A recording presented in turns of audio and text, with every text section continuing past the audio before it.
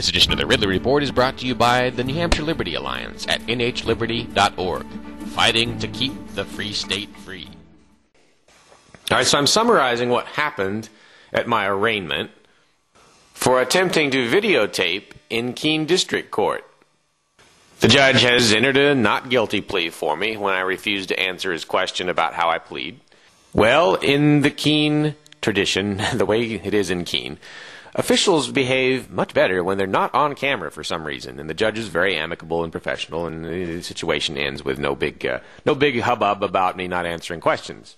So the judge has left the room. I've indicated that I'm not really all that eager to leave my room, leave the room, because some of my friends are there. I go sit down with them over the tepid objections of one of the bailiffs, and then I see there are some police in the room, and they've got Sam's camera, the man who was arrested that day for attempting to videotape.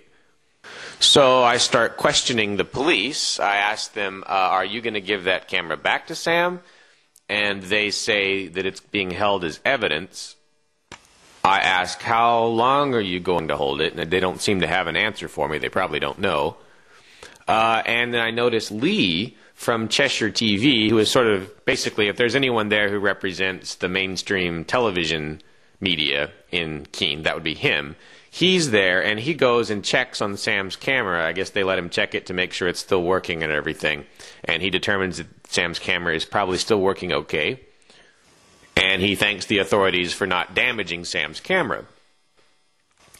Now, somewhere in here, one of the Free Staters starts getting angry at the authorities for some reason, and he's standing and he's waving his arms and telling them they're wrong and bad and everything. And since he's kind of raising his voice, I urged him to do what Russell Canning does. But then I made another mistake. Russell Canning basically has this approach. If he's in some kind of a verbal confrontation, he'll find the nearest chair and he'll sit in it so that he doesn't appear to be a physical threat. So I urged the activist to do this. I said, Kurt, have a seat.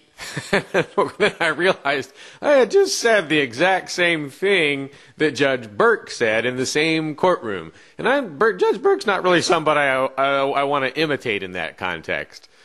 So I apologized to Kurt, and eventually we all left the room. I don't remember anything else interesting happening in there. But the principle is still good, and I think Russell has a great idea that if you're going to have any kind of verbal confrontation, it's best, if possible, to be sitting down while you're doing it and not waving your arms. You want these people not to feel any physical threat, but to feel a great deal of political threat. Oh, and one thing I should mention, this paperwork that was the subject of such questioning. Well, they didn't make me go to the window to pick it up. They didn't mail it to me. They brought it to me while I was still in the courtroom. So I was glad that I stayed. They just handed it to me, and I didn't have to go stand in line or anything. So I thanked the bailiff, and we departed the scene.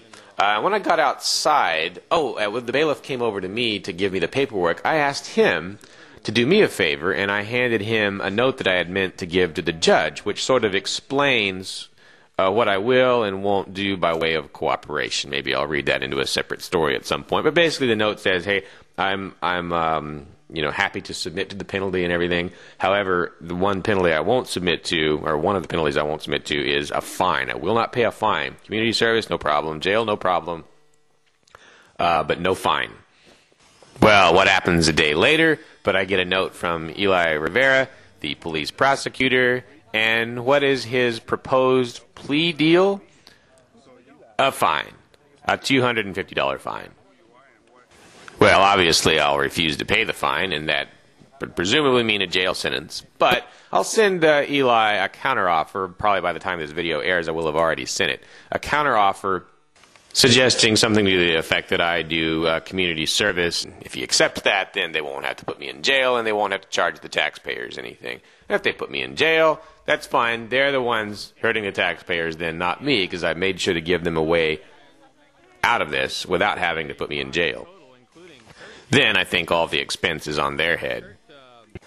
I get a break from my duties, a chance to rest up, and presumably some of the activists get a little bit excited and active because I'm in jail. One of the places where I can do the most good without lifting a finger. No matter what they do, we win. That's the beauty of civil disobedience.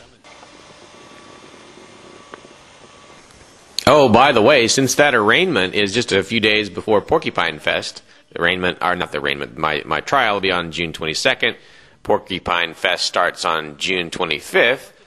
I would like to invite out-of-state activists to come up a little early. Come to PorcFest a couple, 3 days early, and you can make it to the trial and whatever aftermath there might be. And you can make it to PorcFest. PorcFest.com. By way of full disclosure, Porcupine Fest is an advertiser on the Ridley Report. You know how I'm always talking about the fact that if you go to the State House and you swing your fist, you hit a member of the New Hampshire Liberty Alliance. Well, I've never actually showed you any video of the way the New Hampshire Liberty Alliance is able to just pack the State House full of liberty activists. Take a look at this. On this day, we had about 30 activists, I think, to fight for more freedom in New Hampshire and prevent the State House from passing bad bills. There have been times where we've had more like 50. Here they are meeting with the governor the same day. And they've had quite a bit of legislative success, too. That's why I'm a member of the New Hampshire Liberty Alliance, and hope you will be, too. Find out more at nhliberty.org. nhliberty.org.